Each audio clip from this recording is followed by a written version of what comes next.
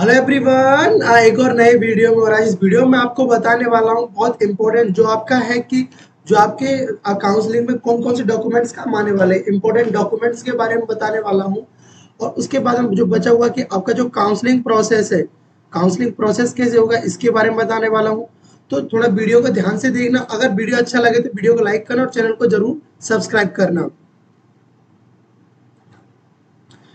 चलो वीडियो को स्टार्ट करते हैं। वीडियो को स्टार्ट करने से पहले एक चीज़ और आपको बता देता हूँ कि अगर आपने अभी तक टेलीग्राम चैनल ज्वाइन नहीं किया, जाकर जरूर ज्वाइन करो। उसमें आपको बहुत सारा हेल्प मिलेगा। आपको जो भी पीडीएफ्स होगा, जो भी काउंसिल से रिलेटेड अपडेट होगा, वो सब बताया जाएगा। आपको एक चीज़ पता है कि लास्ट ईयर से देखो 20% जो सीट्स थी, जैसे आपको पता है क्या होता है कि जो स्टेट एग्रीकल्चर यूनिवर्सिटीज़ होती हैं, स्टेट एग्रीकल्चर यूनिवर्सिटीज़ होती हैं, उनमें क्या होता है, उनमें आपका 20% सीट्स आईसीआर के थ्रू फिल होती है। जो 80% सीट्स होती है वो आपकी स्टेट एग्रीकल्चर जो आपकी एग्जाम होती है उससे होती है। बट देखो 100% seats in IRI, ICR, NDRI Karnal, ICI, IRI new Delhi और रानी लक्ष्मीबाई, डॉक्टर आरपीसी, इन चारों में आपका जो सेंट्रल यूनिवर्सिटीज हैं और डीम्ड यूनिवर्सिटीज हैं, इन सब में आपकी 100% सीट्स फुल की जाती हैं। मतलब 100% एडमिशन आपके आईसीआर के थ्रू होते हैं।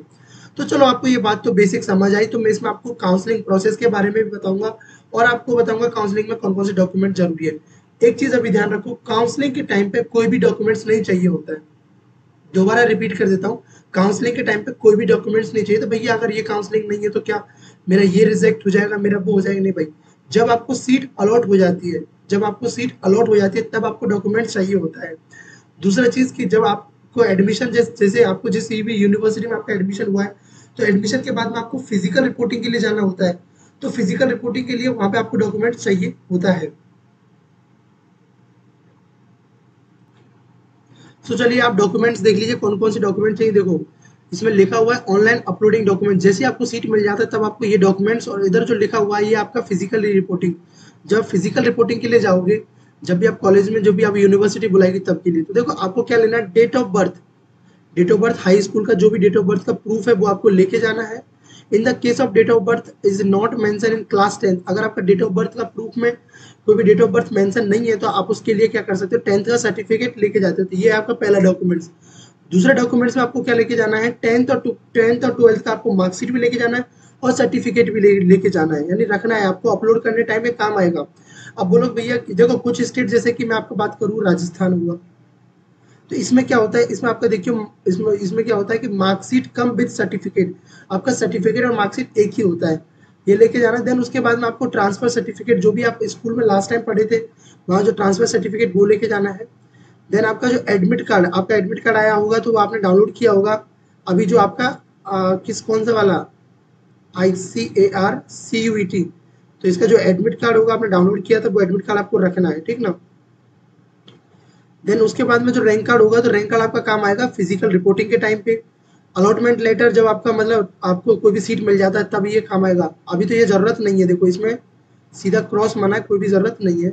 ऊपर मैंने आपको बताया जिसका जरूरत है। देन उसके बाद में नीचे देखिए, ये जो प्रोविजनल एडमिशन लेटर है ये आपको आता है जब आपका एडमिशन हो जाता है, ये आपको जरूरत पड़ेगा फिजिकल रिपोर्टिंग के टाइम पे।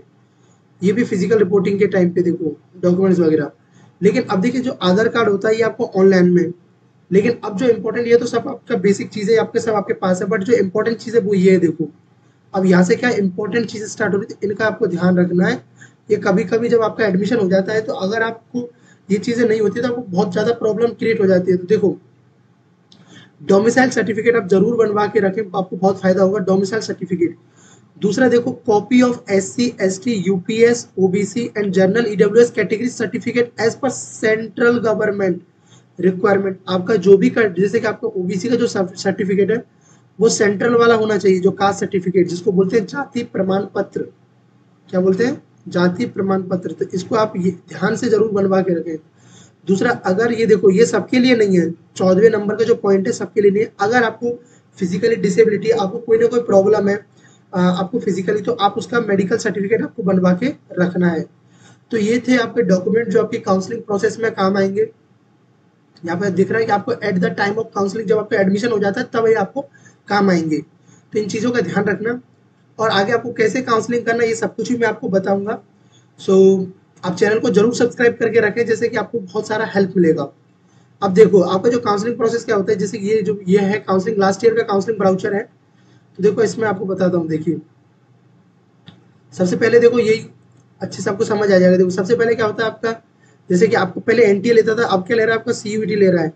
तो आपका रिजल्ट को डिक्लेयर करेगा, उसके बाद में होगा क्या, आपका आईसीआर रैंक कार्ड निकालेगा। देखो उसके बाद में ये आईसीआर रैंक कार्ड निकालेगा, फिर आपको काउंसलिंग लेटर आता है। उसके बाद में देखो रजिस्ट्रेशन और display of the seats matrix, आपको सीट मैट्रिक्स डिस्प्ले होता है, चॉइस फिलिंग करने को मिलता है।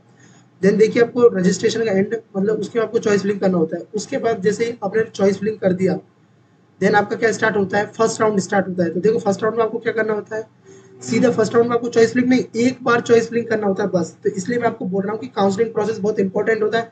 तो ध्यान से चॉइस फिलिंग करना, अपने रैंक के अकॉर्डिंग कॉलेजेस फिल करना, जिससे आपके मैक्सिमम चांसेस हो कि आपको सीट मिल जाए, ठीक ना। तो फर्स्ट राउंड में फिर आपका सीट अलॉटमेंट होगा डायरेक्टली, फिर आपको डॉक्यूमेंट्स वेरिफिकेशन, ये सब कुछ आपका होगा। ये देखिए फर्स्ट राउंड, देन उसके बाद में आपका आपका होगा,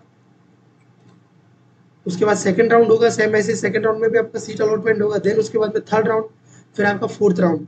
अगर आपको इनमें चारों राउंड में कोई किसी में भी आपको सीट मिल जाता है, आपको फोर्थ राउंड में किसी में भी सीट मिल जाता है, तो आप मॉपअप राउंड के लिए एलिजिबल नहीं होते हो। मॉपअप राउंड जब इनमें आपको सीट नहीं मिलता है, तब इसमें देखो दोबारा से आपको रजिस्ट्रेशन करने का और फ्रेश चॉइस फिलिंग करने का मौका मिलता है। तो ये आपका काउंसलिंग प्रोसेस। अगर इसमें भी कुछ नहीं होता है, तो इसके बाद में होता है आपका, जिस भी कॉलेज में आपको सीट मिल जाता है, तो वो कराती है आपकी स्पोर्ट काउंसलिंग। क्या कराती है, स्पोर्ट काउंसलिंग, ठीक ना। तो ये था आपका काउंसलिंग प्रोसेस। इसमें आपका लगभग 2 मंथ के अप्रोक्स टाइम लगता है पूरा काउंसलिंग प्रोसेस होने में, 2 मंथ का टाइम लगता है। अगर आपको काउंसलिंग प्रोसेस में आपको दिक्कत होता है कुछ भी, तो आप हमारा पर्सनलाइज काउंसलिंग प्रोसेस ज्वाइन कर सकते हो। तो ज्वाइन कर सकते हो, उसका उसका डिटेल्स आपको डिस्क्रिप्शन बॉक्स में दिया हुआ है, जाके चेक कर सकते हो। सो इस वीडियो में इतना ही। So thanks for watching, bye bye, take care and keep smiling and stay connected with the study ethic.